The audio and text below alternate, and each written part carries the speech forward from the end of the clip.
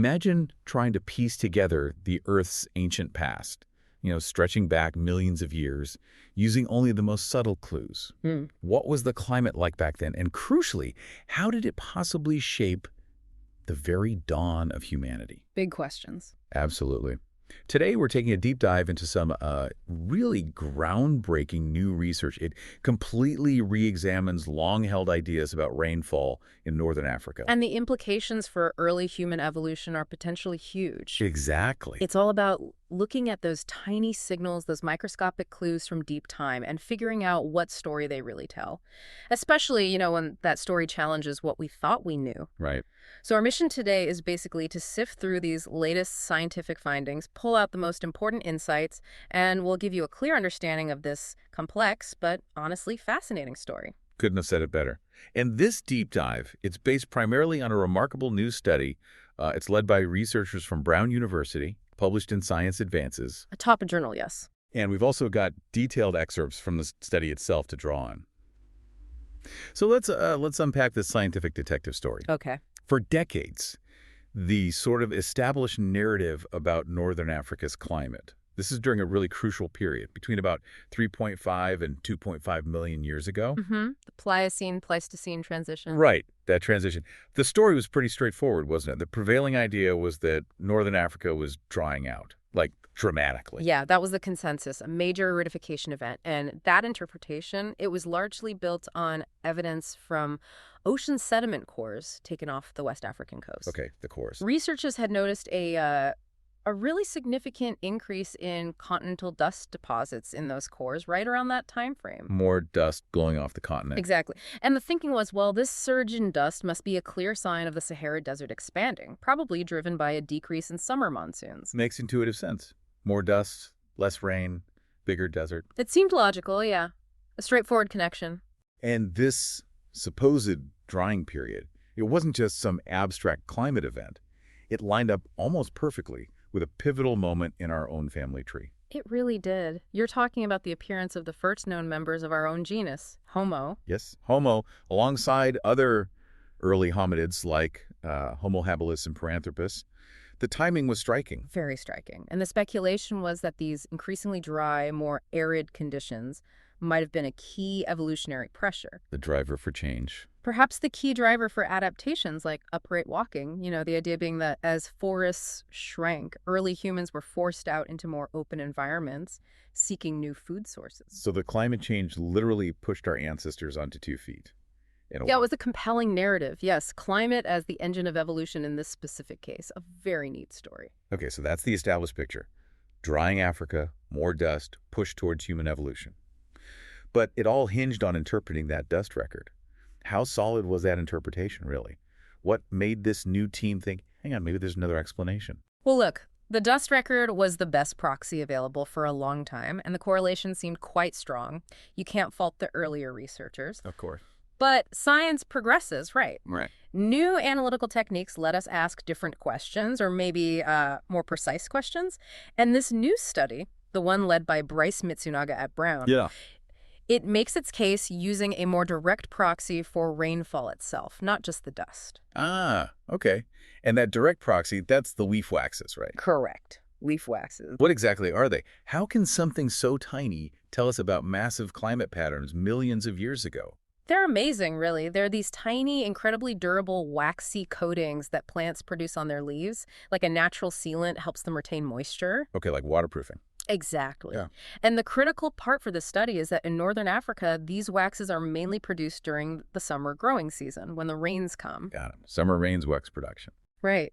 Then, when the plants die or leaves fall, these waxes get blown by the wind, washed into rivers, and eventually end up in ocean sediments. And they just sit there, preserving a direct chemical signal of what summer rainfall was like, potentially for millions of years. Wow, that's ingenious. And the science behind reading that signal, it involves isotopes, doesn't it? Something about the water itself. Yes, precisely. It's fascinating stuff. Leaf waxes actually preserve the isotopic signature of the water the plants absorbed. Okay, break that down for us. Isotopic signature. Sure. So water, H2O, is mostly made of regular hydrogen, just a proton, no neutrons. But there's also a tiny amount of a heavier version, deuterium, which has a neutron. Light hydrogen and heavy hydrogen. You got it. Now, when it rains, the water molecules with that heavier hydrogen are, well, heavier, so they tend to fall out of the atmosphere first, closer to the coast. Right, they drop out sooner. Exactly. Yeah. So if you have sustained, long-lasting monsoonal rains pushing far inland, the remaining water vapor gets progressively lighter, more of the light hydrogen makes it further. Yeah, I see. So if the plants are absorbing water from those sustained rains, their leaf waxes will end up with a higher ratio of that light hydrogen. It's like a chemical fingerprint. More light hydrogen in the wax means more sustained summer rains reach that plant. A direct measure of the monsoon's strength and reach. A really precise one captured in these ancient waxes, a direct record of the water cycle.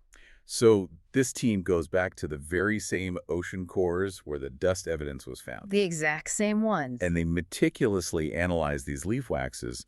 What did they find? Did it confirm the drying trend? This is where it gets really interesting. They found, well, basically no significant drying trend at that Pliocene-Pleistocene boundary between 3.5 and 2.5 million years ago. No drying trend at all. The patterns of summer rainfall, according to the leaf waxes, remain largely stable, pretty much the same before and after this boundary period. Wow, so the direct rainfall proxy tells a completely different story than the dust proxy. Completely different. It strongly indicates that the African summer monsoon, the rainfall patterns, were largely unaffected by those big global climate changes happening elsewhere. Like the global cooling, the ice sheets growing in the northern hemisphere. Exactly. Those huge global shifts didn't seem to shut down the summer rains in northern Africa, at least not during this specific time frame. Okay, that's a fundamental shift. But then, what about all that dust? If it wasn't getting drier, why was more dust blowing out to sea? They must have had to rethink the dust signal entirely. They absolutely did. It forces you to ask, how can you get more dust if summer rainfall isn't decreasing? That seems contradictory at first glance. It does. The answer, it turns out, lies in understanding the difference between when things happen and what drives them. We need to think seasonally. Right. You mentioned earlier, northern Africa has very distinct wet summers and dry winters. Crucially distinct. So during this 3.5 to 2.5 million year window, yes, the northern hemisphere was cooling significantly. Places like Greenland were becoming permanently glaciated. The INHG intensification of northern hemisphere glaciation. You mentioned that kicked in around 2.7 million years ago. Around 2.73 million years ago, yeah. A major tipping point in global climate. So how does that connect to the dust versus the rain? Well, think about what each proxy measures and when. The leaf waxes, as we said, reflect summer rainfall. That's when plants grow, use water, make wax. Summer rains, got it. The dust export, however, the stuff landing in those ocean cores, that peaks in the winter. Winter? Why winter?